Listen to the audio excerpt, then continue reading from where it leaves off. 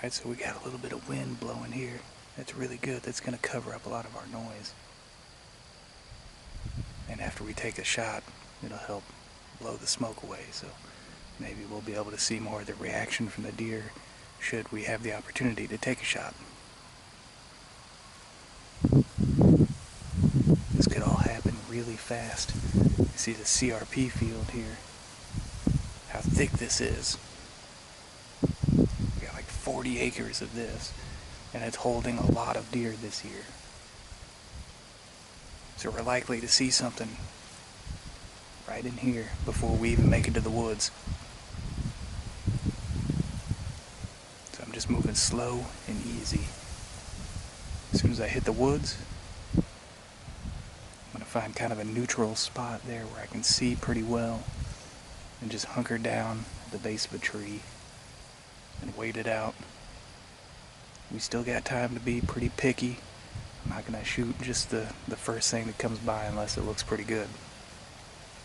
Now here in Tennessee we can get 2 bucks and we can get 3 does per day.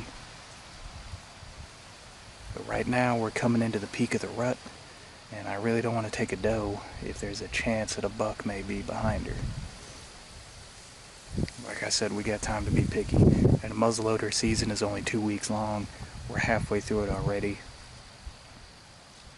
I got a couple good guns that I want to take out this year, so if I don't get anything during muzzleloader, it's just more opportunity for me to get deer during the regular gun season. So we're in a real good position right now. I'm just going to keep on moving slow and easy and hope for the best.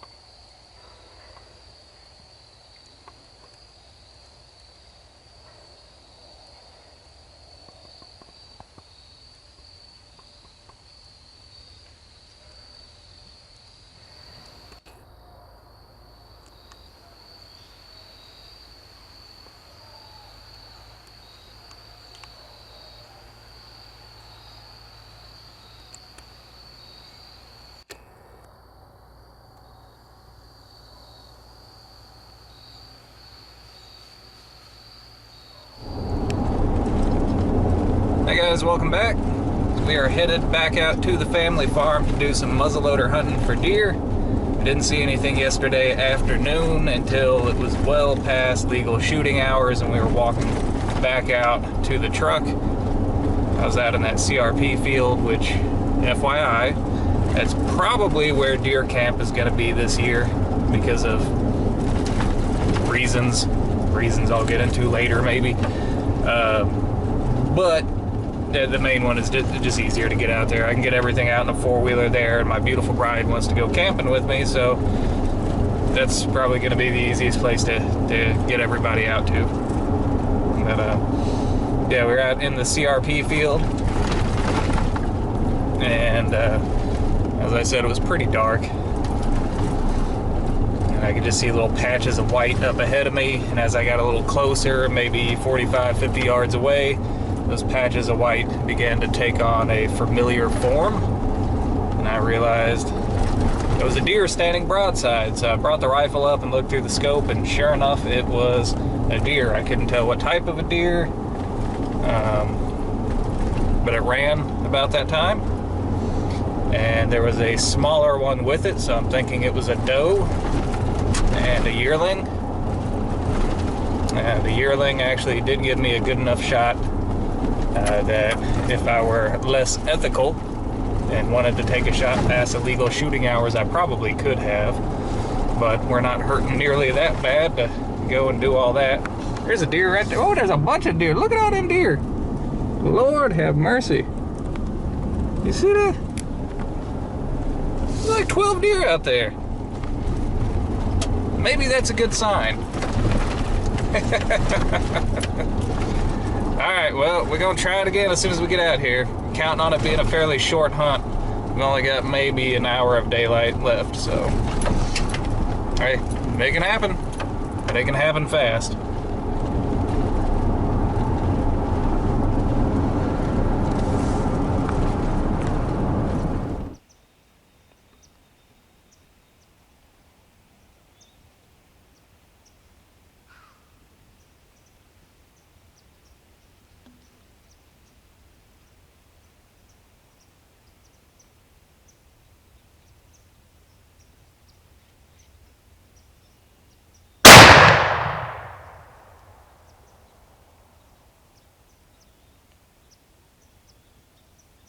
Well, there she is. It's a hefty sized doe right there. Here's the entrance wound, and there is an exit wound on the other side. We got it done with a trusty Thompson Center Omega Z5. 50 caliber muzzleloader. So now, all we have to do is get her cleaned out and bring the four-wheeler up here, and that's that. Like I said, they can happen fast.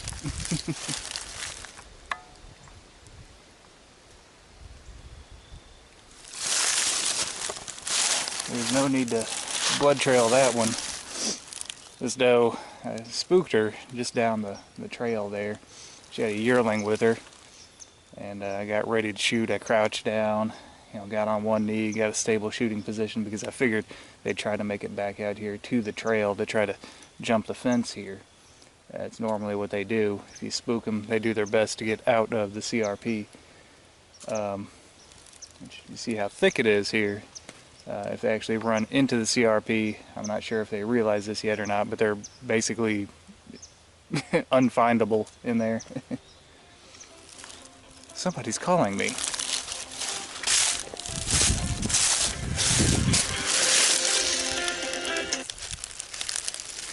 Hello?